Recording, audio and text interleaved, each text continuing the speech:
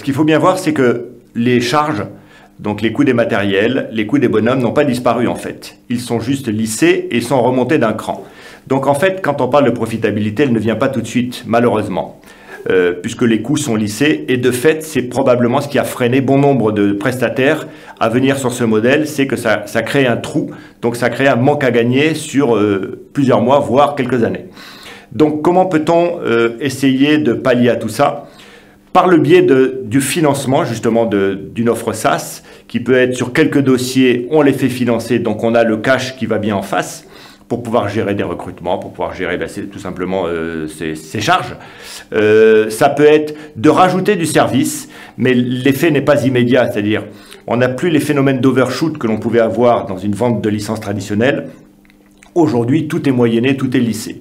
Cependant, en rajoutant du service, en créant de la valeur autour de son offre, en s'ouvrant vers d'autres partenaires, ça peut être intéressant et, avoir un retour sur investissement plus rapide.